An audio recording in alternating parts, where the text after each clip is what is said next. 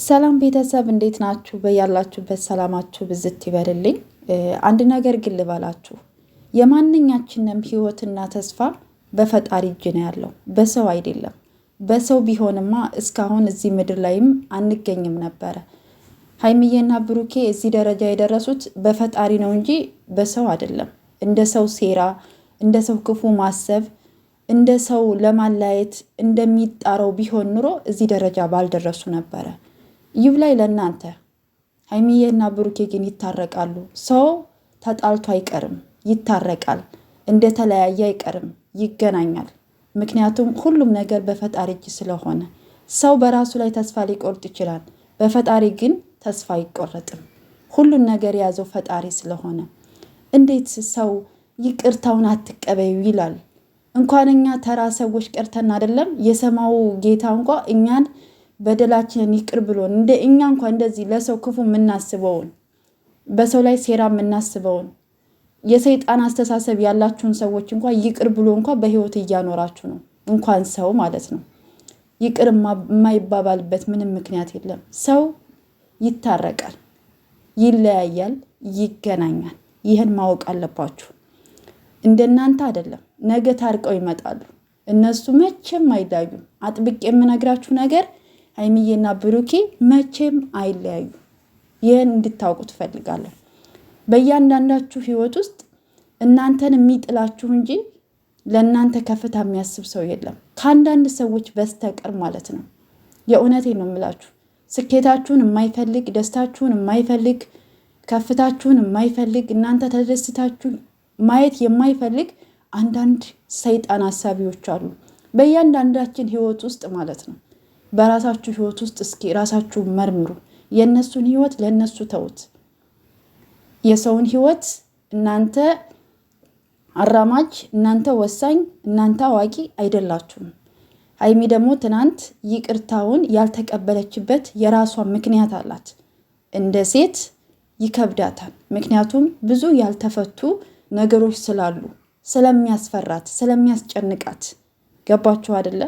አንዳንድ ጊዜ በየዋህነታችን የምናደርጋቸው ሁሉም ሰው እንደኔ ያስባን ብለን የምናደርጋቸው ነገሮች በህይወታችን ብዙ ዋጋ ያስከፍሉናል። ሰዎች ደግሞ እንደኛ ሊረዱን አይችሉም።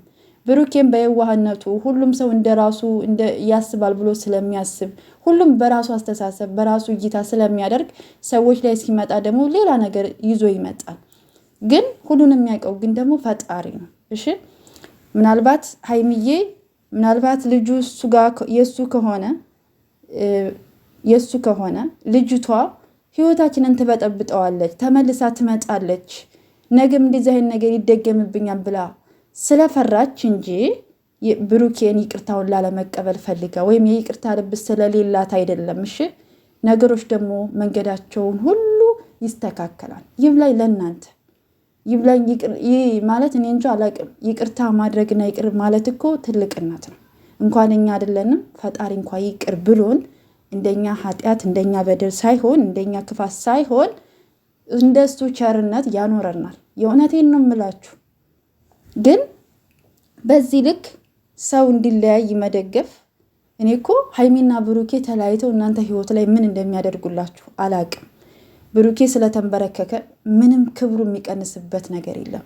ክብሩም አይቀንስም፣ ክብሩ ይጨምራል እንጂ አይቀንስም። እሺ እንዴት ይንበረከካል? ተንበረከከ። ትስቃላችሁ፣ ትሳለቃላችሁ። አይገርማችሁም? እናንተ የይቅርታን ነገር ስለማታውቁት፣ የይቅርታን ትርጉም ስለማታውቁት ነው። እሺ ዝቅ ብሎ ይቅር ማለት ምንም ማለት አይደለም።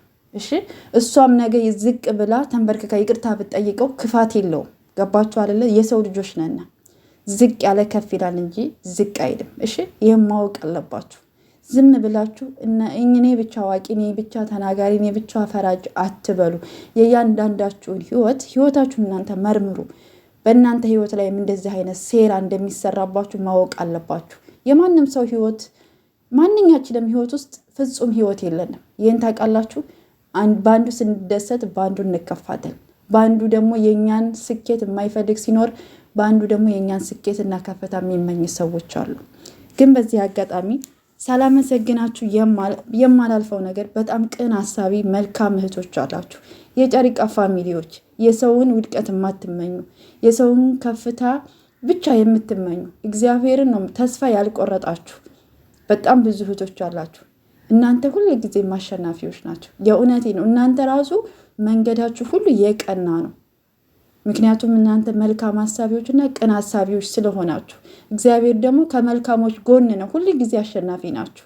እግዚአብሔርን ነው በጣም ብዙ ነገር አይቼ በጣም ብዙ ነገር ታዝቤ በጣም ስለገረመኝ ነው ቤተሰብ እና እናንተም ብዙ ነገር አይታችኋል ብዬ አስባለሁ። እና እነሱ ይታረቃሉ፣ እሺ፣ እነሱ ይስማማሉ፣ ነገሮች ይስተካከላሉ፣ መስመራቸውን ይይዛሉ፣ ታርቀው ፍንድቅድቅ ብለው ይመጣሉ። እሺ፣ የማይፈታ ችግር የለም፣ የማይታረቅ ሰው የለም። ሁሉም ሰው ተጣልቶ ይታረቃል፣ ተለያይቶ ይገናኛል። እሺ፣ ምናልባት የቀናቶች ጋቦች ሊኖሩ ይችላሉ፣ አለመደማመጥ ወይም አለመግባባት ሊፈጠር ይችላል በህይወታችን። ነገር ግን ደግሞ እግዚአብሔር የፈቀደ ጊዜ ሁሉም ነገር መልካም ይሆናል። እሺ፣ ይህም ማወቅ አለባችሁ። በነገራችን ላይ ፈጣሪውን የሚፈራ ሰው፣ በፈጣሪው የተመረኮዘ ሰው ለሰው ልጅ ክፋት አያስብም። የሰው ልጅ እድገት ነው የሚፈልገው። የሰው ልጅ ከፍታ ይፈልጋል። የሰው ልጅ መልካም ነገር እንዲገጥመው ይመኛል። እውነቴ ነው። ፈጣሪውን የሚፈራ ሰው ማለት ነው።